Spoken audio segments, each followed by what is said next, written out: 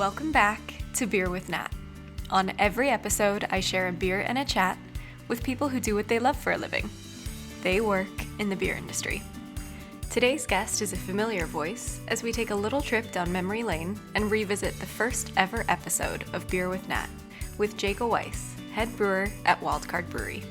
Jaega, I still can't thank you enough for agreeing to sit down and chat with me. This time last year, this whole podcast thing was just a brainwave I had on a flight to Belfast, and look where we are now. To everyone listening, thank you so much for joining me on this journey. My initial intro to this episode was a bit long. Jaega's got quite a few accomplishments to rhyme off, so this time around I've decided to cut it out and jump right in, so you can hear Jaega's story in her own words. Here she is. So with me today, I have bought a passion fruit ghost. This is very, very fresh. It was literally canned last week. It is 4.8%, made with lots of passion fruit. I saw that picture on Twitter. I know it was made with lots of passion fruit. Lots of really, really expensive passion fruit. So we'll see if the money comes across in the flavour. Yeah, I was nervous. When you see that invoice, you're like, whew. Yeah. Whew, it better taste like passion fruit. Jeez. And does it? Well, we'll have to see. Okay, we'll find out. Yeah, So this beer, it's kettle soured, this one. So, and then we added the passion fruit towards the end of fermentation. Oh, lovely. Thank you. Oh, it looks beautiful. Oh, yeah. You can smell it already, can't you? Yeah, it's got a really nice colour. It looks like passion fruit. Passion fruit. Yeah, exactly. With a really beautiful head on it as well. Well, cheers. Oh, yeah. Cheers. Thanks so much for joining me and for bringing some beers. So why did you bring this one today? So I bought this one, so... Oh, it's so passion fruity. It's like I'm drinking passion fruit juice good, as a beer. And then you get that little bit of tartness. Yep. And a little bit of salt on there. Yeah. Well done, Jaega. I'm loving it. You can just chat away. Yeah. I'm just going to drink this. Yeah, I find the salt just really kind of sharpens everything. It kind of heightens it. It's not overwhelming. It's like nicely sitting in the background, but it really pulls everything together. So I bought this one today because you won't have tried it before. It's brand new. It's been an absolute pleasure to brew the new series of beers at Wild Card. We recently moved site, which meant we got more fermenters, which means I finally have time and tank space to brew some other things. Play around a bit. Yeah, to brew other things that are not core range. So, and we've just had a massive change in the brewery. So pleased with how the beers are tasting. Okay, fab. So I'm going to take you back a few steps to just bring people up to speed on what you do at Wild Card. So you have been with Wild Card since the beginning, when it was founded in 2012. Yep. And now you have worked your way up to head brewer. So can you talk me through a bit about what your role was when the brewery first got off the ground and how you've made your transition to where you are now? So when the brewery first started, there wasn't really a brewery, to be honest. We were cookie brewing at another brewery's site, and it was someone I admire quite a lot, Sophie Durand, now one of the brewers over at Burnt Mill. And I was brewing with her, Will was brewing with her, and we got what little money we had together, and then we basically made the beer, then we sold it, then we did it again, then we sold it, and eventually we got investment from the Brightside Trust, who were investing in young people at the time. So I was doing lots of van delivery and lots of brewing beer with Sophie. And then that was 2012, and then we were able to get our own tap room in late 2013. Which is in Walthamstow, our Ravenswood industrial estate, and we've just managed to get our second tap room on the other side of Walthamstow. So. Yeah. And then you had a background in brewing. Is that how you were able to move to be a head brewer? So I come from an engineering background, so I come from a chemical engineering background, and it's all processes. It's like giant chemistry, isn't it? Yeah. There are lots of problems you have on a big scale that just don't exist on a small scale in terms of chemistry. So that for me was my transition, and it's so useful having a scientific background. Just when you turn up and you're like, oh, there's pumps and there's heat exchangers, and you're like, oh, I know what those things do. So yeah. And so you talked briefly about the fact that you had a core range that you would stick to brewing. Now that you've had a bit of investment, you guys have got a new site, now you're getting to play around a bit. So what are some of these experiments that you're getting to do? So I'm a big fan of home brewing, just generally. Okay. And a lot of the recipes that we're going to be coming out with over the next kind of 6 months are beers that I will have tried on a homebrew scale. Oh, very cool. Yeah. I spend a lot of time at, do you know Brew Club in Clapton? Yeah. It's down the road from my house. Amazing. So, I'm in there a fair bit. We've got some really exciting things coming up.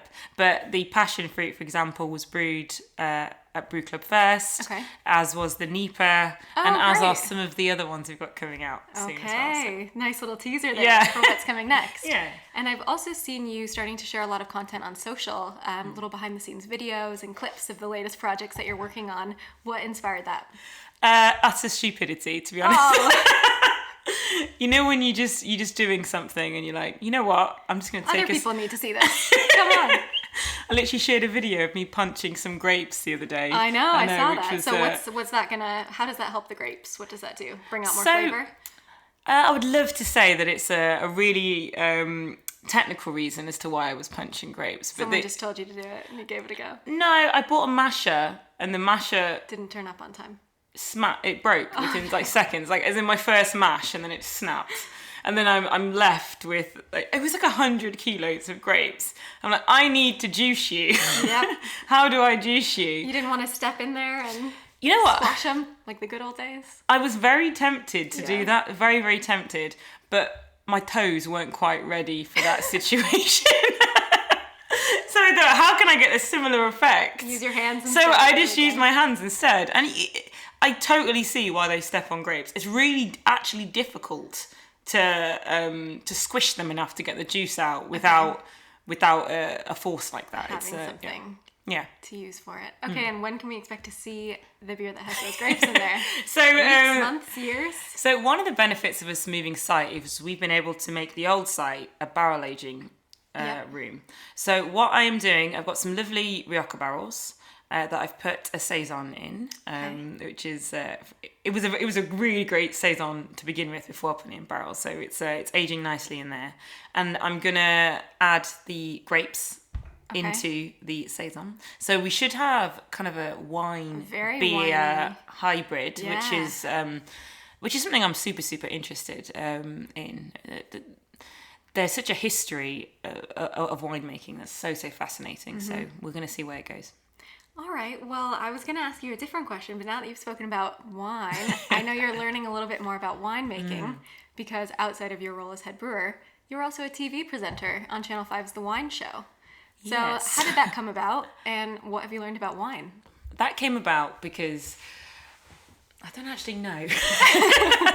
I was doing bits and bobs in telly, mainly science based, and some stuff for the History Channel and some stuff for Channel 4. Yeah, all with your engineering background? Yes, yeah. So it was basically stuff like, this is how this works, this is how this works. Which is a lot of fun, but you basically just a talking head. And then I got approached to do the first show, which was a Channel 4 show, where I got to go to New York and meet Garrett Oliver, my hero. Oh, amazing! That's exciting. Which is amazing. I got to interview him, and then just I just started getting calls about beer. Okay. So I thought, why not talk about the thing that I really know about? So well, yeah. Yeah. So. And what have you got to teach people about on the program so far? So on the program so far, I am talking all about beer. So. In one of the first episodes, it was actually episode 2. I go to Japan, where I talk all about sake. Okay. And sake is actually really super interesting because there's quite a crossover between wine, beer, and sake. Okay. Sake is brewed really similarly to a beer. It is a fermented rice, essentially. But the way it's treated, the way it's revered, its ties to religion is really similar to the way wine is treated. Okay. So there's a really, really interesting dichotomy between the two that's explored in one of the episodes.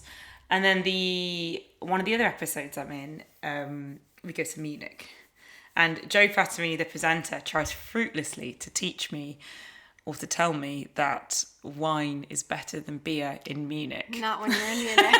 No way. No chance. That's a losing battle.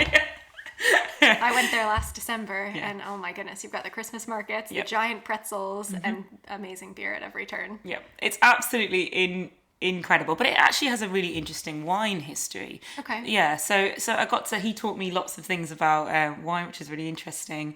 Got to have some amazing like wine and beer food matches, which was absolutely incredible.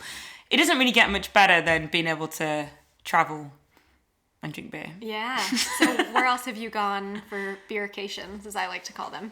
Beercations. I'm still yet to do Belgium. Oh my goodness. I'm yet to do Belgium, considering we're so close. Yeah. It's definitely next on my bucket list. All right. So I haven't done that. Just generally a lot of Europe, actually. I've not done a huge amount of. So obviously I went to Germany. Would love to go to Spain. Mm-hmm. Would love to go to Spain. For the wine? For the beer? Always for the beer. Yep. I'll dabble in the wine. Yep. I mean, when in Spain, come on. When in Spain.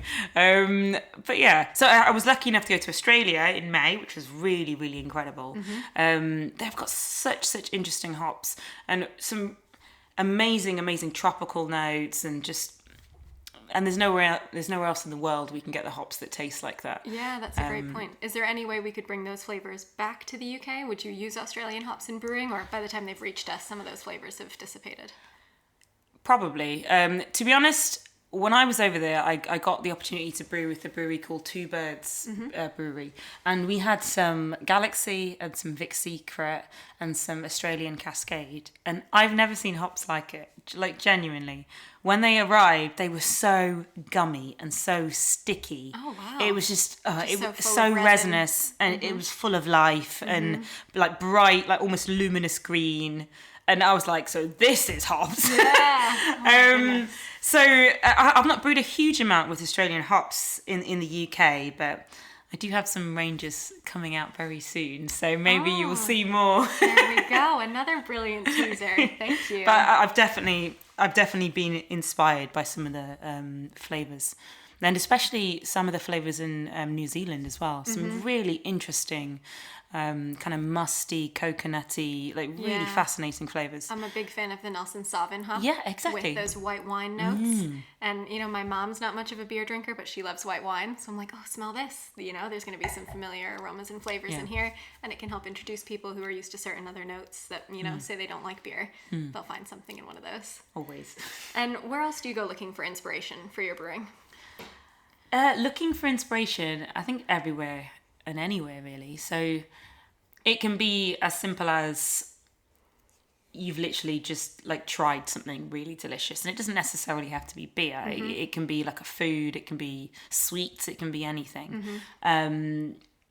And just the same place you get inspiration for anything. Yeah. The sky. Yeah, right. Our experience of being alive and whatever you bump into and whatever comes your way. Yeah, life, I think. Yeah. I think life. But for this new range, we do have a really interesting thing happening at Wild Card at the minute, where we have a spreadsheet, right?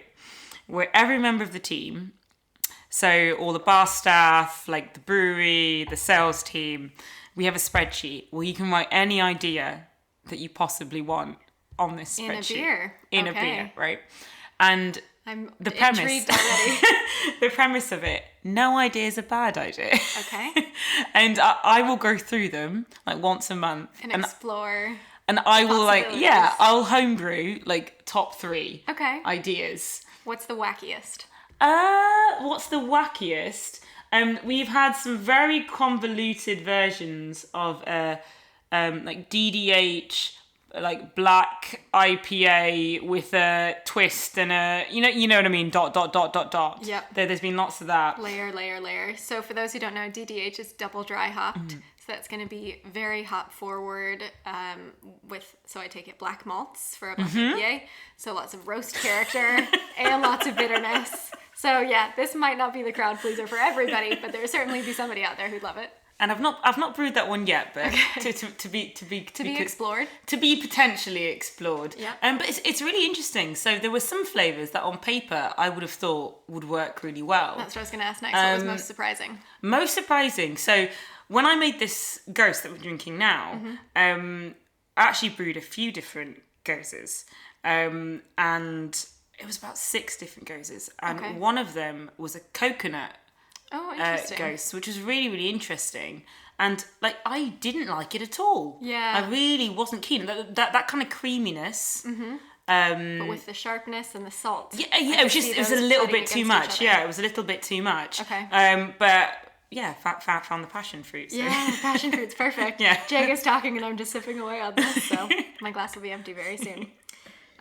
So we're going to step away from your role at the brewery for a moment, and we are going to talk about some of the work that you do outside of the brewery. You have been called by the drinks business a, quote, high-profile figure in the campaign against sexism in the industry. So I'd like to focus on you as an equality campaigner, essentially. So there's plenty of places, to go and read some of the comments that you've made, the speeches that you've given. But what I wanted to ask is, did you seek out the cause, or did this cause find you? How did you get involved as the high-profile figure that you are now? I think for all women, the cause finds you, right? Mm-hmm. So it's unfortunately something that every woman that I know or have ever met has had some version of.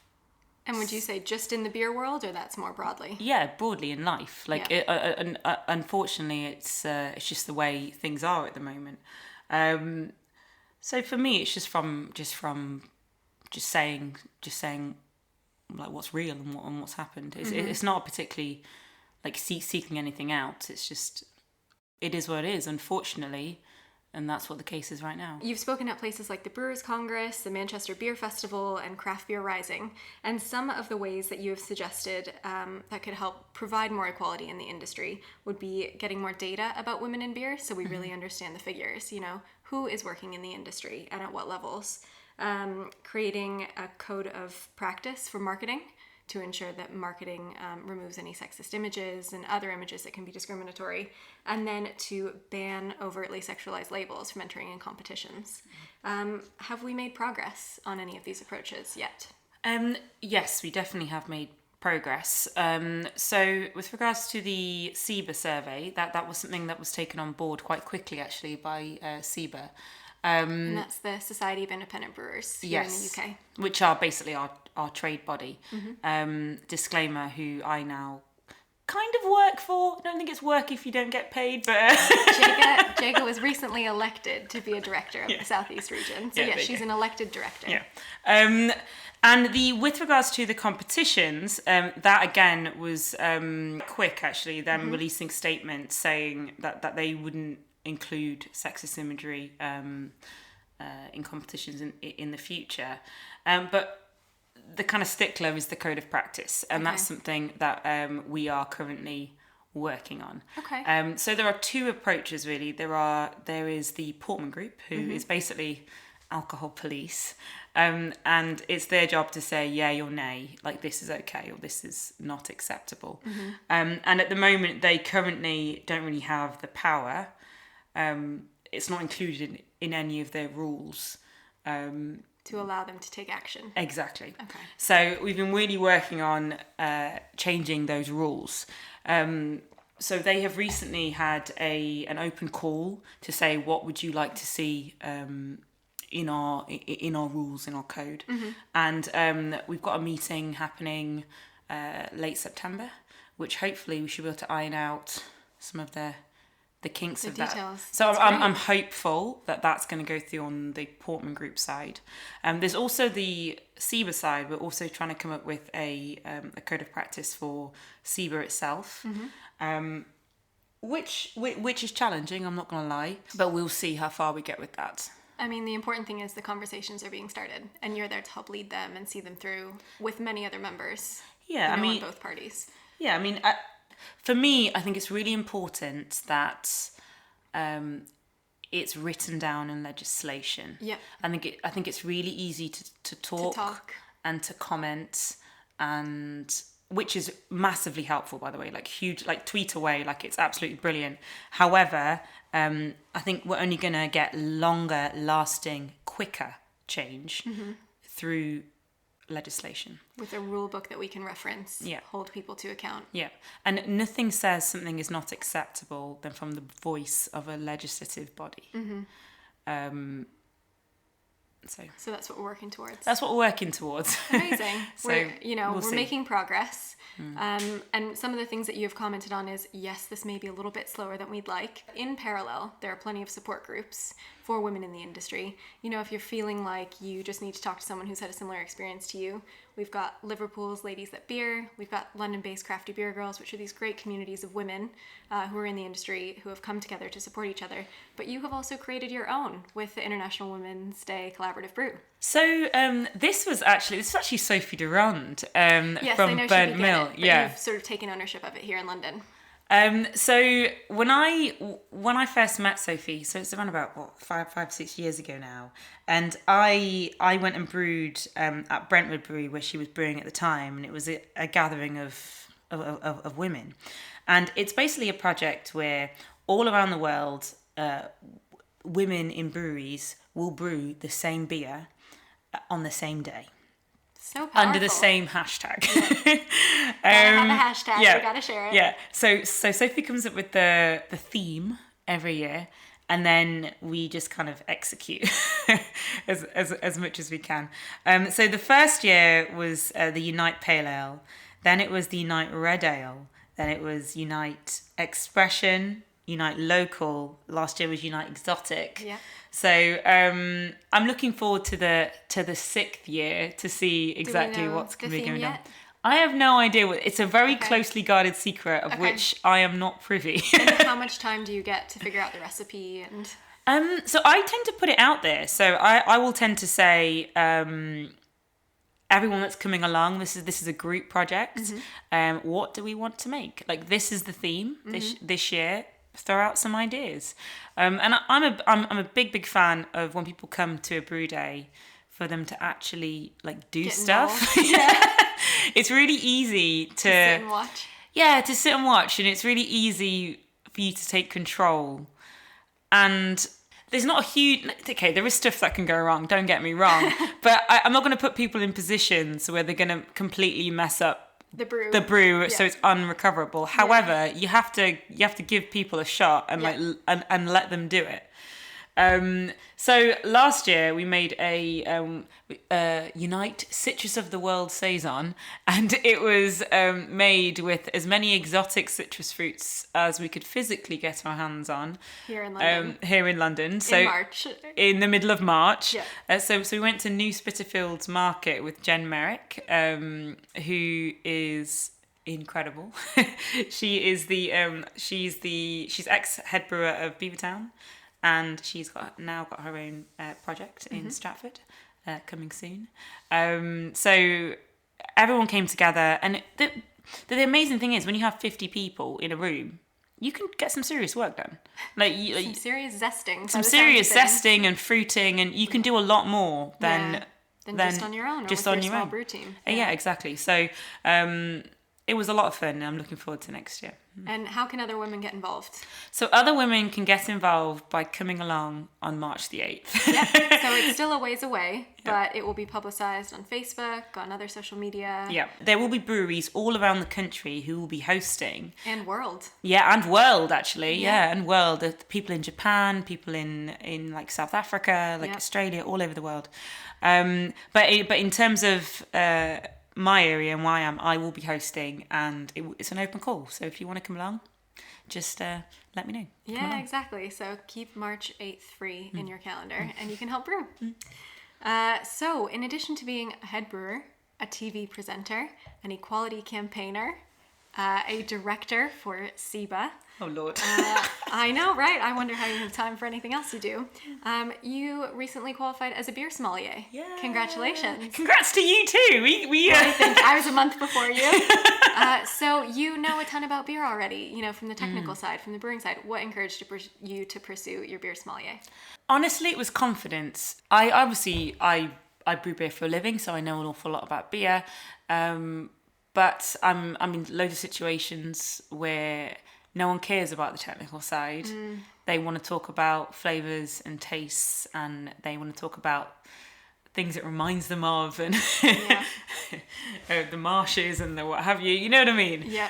Flowery talk. Yeah, And beer can be so evocative for some people. When you think about food and beer pairings, for me, it is that little bit overly descriptive sometimes. Yeah, exactly. I'm like, let's get back to why it tastes this way. But people just want to talk about what they're picking up and the memories. And yeah, so I mean, I just wanted to get better. Okay. So I wanted to be better at that. Yeah. So and have you put it into use? Have you done any talks and tastings since then?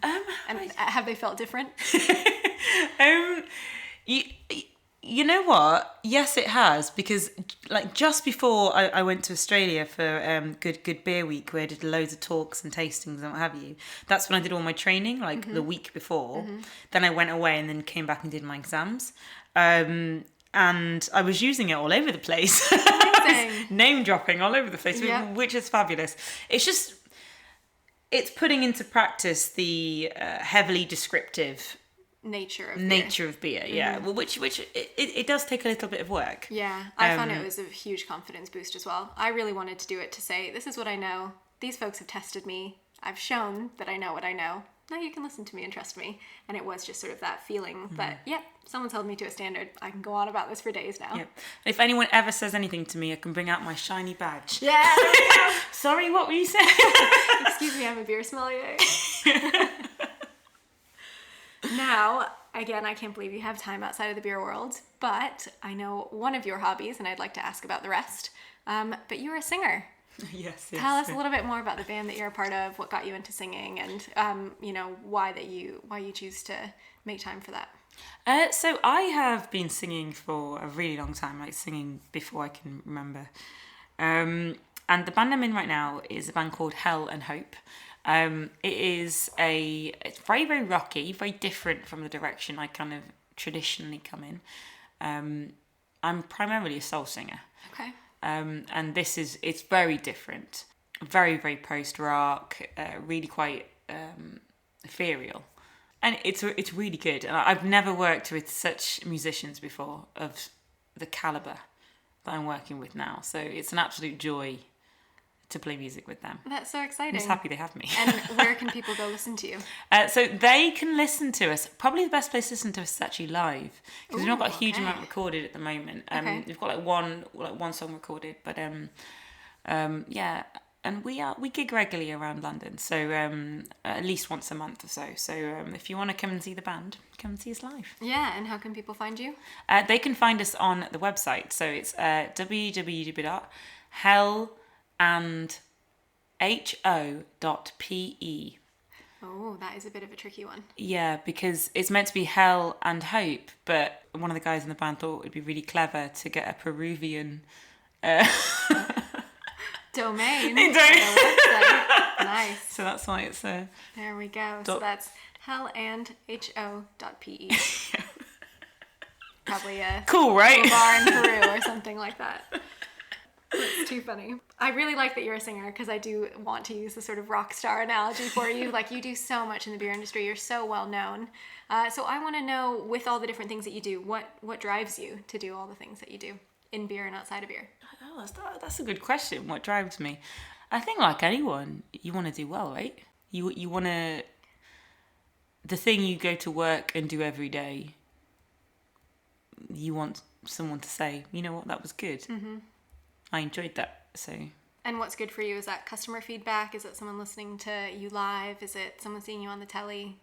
All of that? I think it's all of the above, really, isn't it? So it's like you want people to drink your beer and be like, you know what?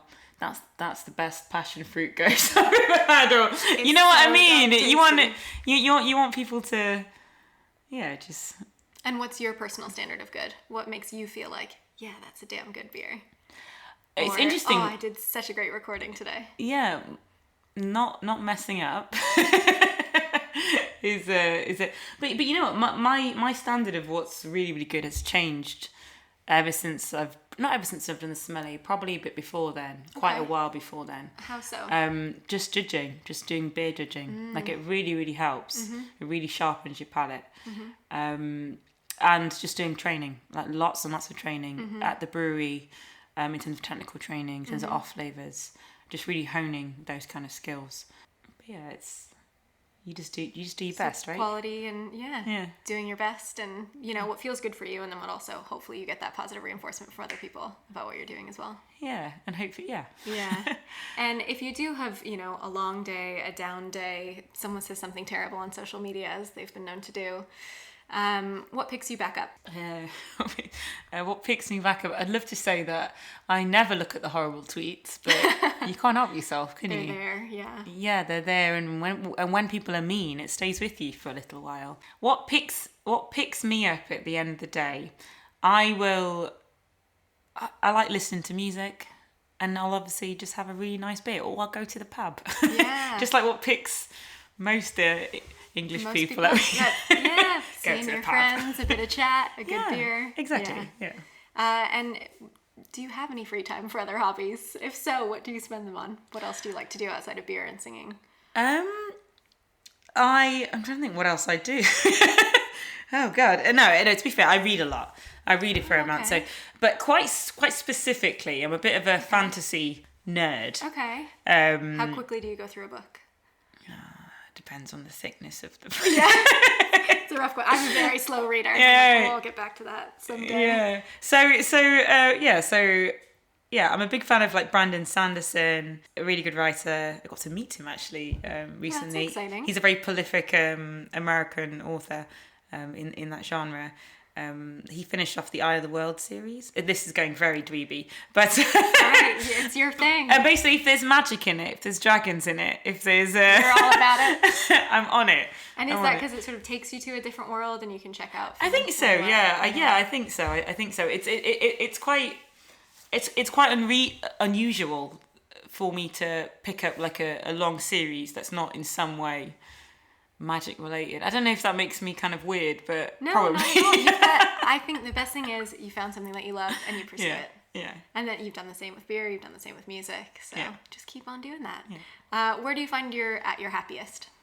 At my happiest. And that can change, but recently, where have you just been like, yes, this is a great day. I love what I do. Yeah. So you know what it is? It's as the breweries got bigger.